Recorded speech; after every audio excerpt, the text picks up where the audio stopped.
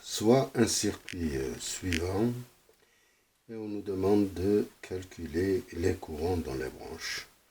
Donc, on choisit d'abord les courants arbitrairement. Donc, on choisit par exemple I1 dans cette direction, I2 dans cette direction et I3 dans cette direction. À partir de là, on déduit les chutes de tension. Parce que si le courant circule dans ce sens, la chute de tension, elle est dans ce sens parce que le courant circule du plus haut potentiel au plus bas. Ici, puisque le courant circule dans ce sens, on a VR4 dans ce sens. VR2, VR3, c'est dans ce sens. VR5. Et maintenant, on peut écrire les équations de Kirchhoff ici aussi. VR1. La somme algébrique des tensions et des chutes de tension est égale à 0. Donc, on part d'un point dans le sens des aiguilles d'une montre ou dans le sens inverse des aiguilles d'une montre. On part d'un point et on revient à ce point. Quel que soit le point, on peut commencer ici et revenir à ce point. Si on part dans ce sens et si on rentre par un moins et on ressort par un plus, on écrit VR1 par exemple. Mais si par contre on rentre par un plus et on ressort par moins, on écrit moins. Donc ici par exemple, si on part d'ici, on est moins, donc c'est plus VR1, moins V1, plus VR2, puisqu'on rentre par un moins, on ressort par un plus VR4, moins, et on ressort par un plus, et on ressort par un moins, ça fait moins V2, et plus VR3, qui est égal à 0. Voilà. Et sachant que VR1, c'est égal à R1 multiplié par I1, VR2, c'est R2I2, VR3, c'est R3, VR2, c'est R2I1, c'est I1 qui circule ici, et VR4, c'est R4, I2, et voilà. Donc, on peut écrire la première équation qui nous vient. Donc, on peut écrire c'est V2, c'est V1 plus V2, V1 plus V2, qui est égal VR1 plus VR4 plus VR2 et plus VR3 qui est égal à V1 plus V2. Ok. Donc on peut écrire que ça c'est R1 et 1 plus R2 et 1 plus R3 I2 et plus R4 I2. Donc la première équation, V1 plus V2, c'est égal à R1 plus R2 multiplié par I1 et plus R3 plus R4 multiplié par I2.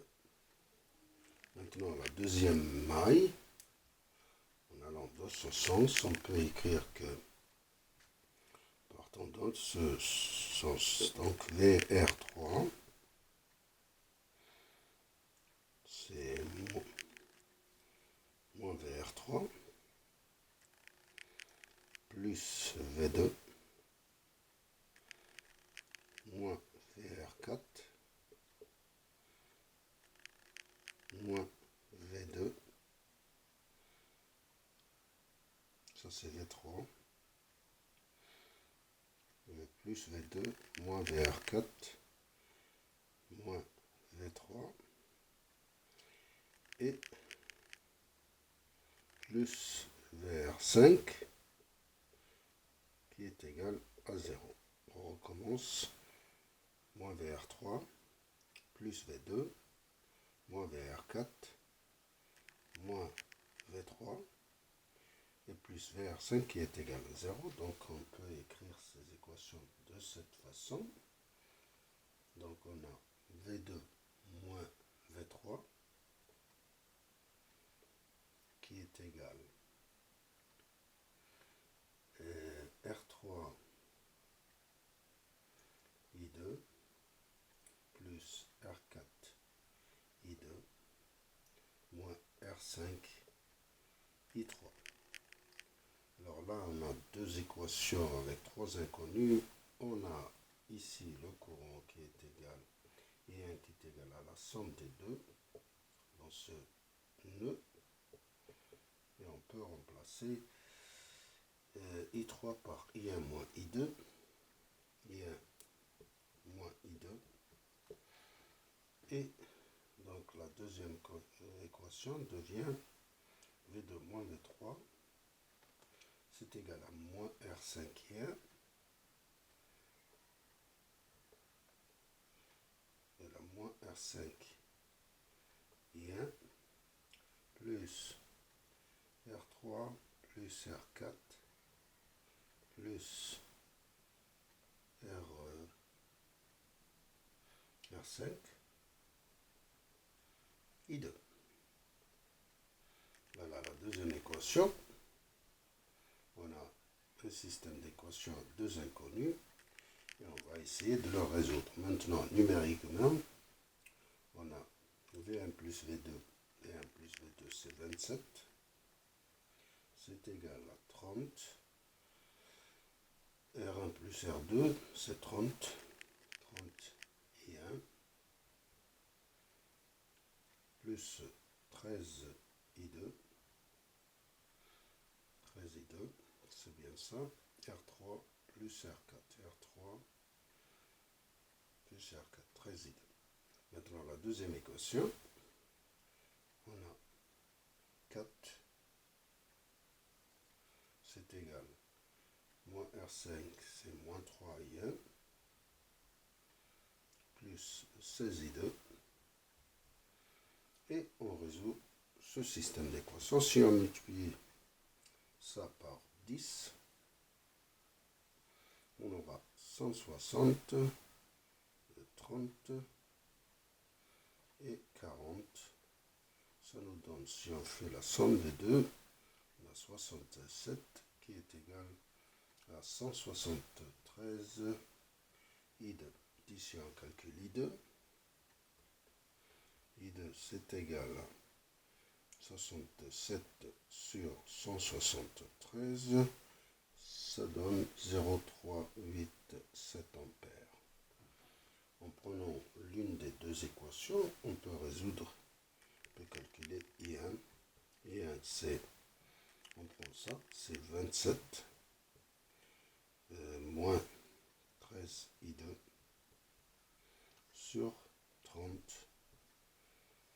Donc I2 qui est égal à 0,0387.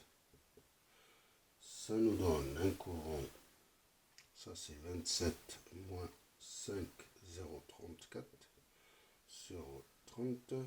Ça nous donne un courant de I1 de 0,732 ampères. En fait, le sens de courant est correct parce qu'I1 et I2 sont positifs, donc on a pris une bonne. Et maintenant il ne reste plus qu'à calculer I3. I3 c'est I1 moins I2, c'est 0,732 moins 0,387 et le résultat c'est 0,345 ampères. Voilà, on a tout calculé. Et je vous remercie.